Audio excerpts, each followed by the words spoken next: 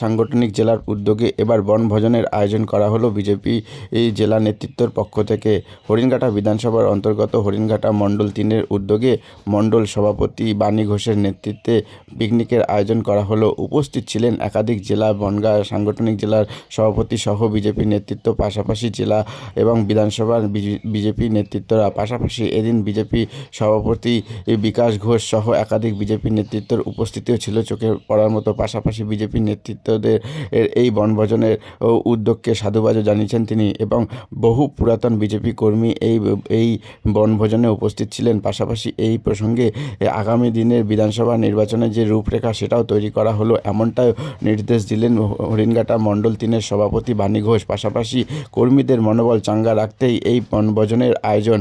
আর এ ধরনের আয়োজন আগামী দিনেও বিজেপি যেমন করে এসছে আগামীতেও করবে। পাশাপাশি বিজেপি এই নিয়ে পিকনিক নিয়ে কি বলছেন বাণী ঘোষ, বিজেপি নেত্রী ও হরিণঘাটা বিধানসভার মণ্ডল 4-এর সভাপতি, শুনে নেব তার কাছ থেকে। বলছি, আজকে আপনারই উদ্যোগে একদম বিজেপি কর্মীদের নিয়ে খোশ মেজাজে একটা বনভোজনের আয়োজন করা হলো, মূলত কি কারণে, কেন? দেখুন, আমাদের ভারতীয় জনতা পার্টির যারা কর্মী আছেন, বুথ স্তরের কর্মী থেকে মণ্ডল স্তরের কর্মী, তারা সারা বছরই দলের জন্য শ্রম দিয়ে বিভিন্ন রকম কর্মসূচির মধ্য দিয়ে তারা অতিবাহিত হয়।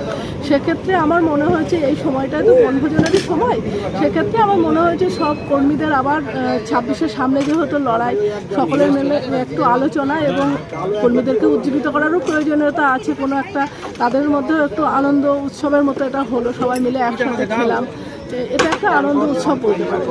বিধানসভা নির্বাচনের আগে এই ধরনের পিকনিক সেক্ষেত্রে একটা অন্যরকম রূপরেখা দেখা যায়, কি বার্তা থাকবে কর্মীদের ওপর?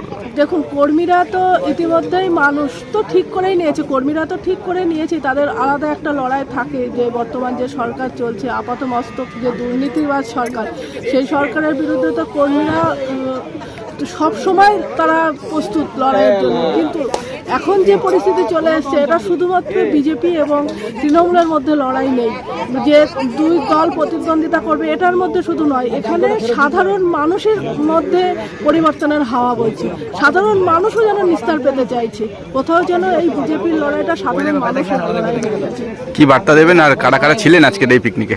আজকের এই পিকনিকে ছিলেন আমাদের জেলা সাংগঠনিক জেলার সম্মানীয় সভাপতি বিকাশ মহাশয় ছিলেন, তৎস আমাদের এই বিধানসভার ইনচার্জ ছিলেন এবং বিভিন্ন জেলা স্তরে বিভিন্ন নেতৃত্ব ছিলেন, ব্লক স্তরে বিভিন্ন নেতৃত্ব ছিলেন, মণ্ডলের এবং বিভিন্ন।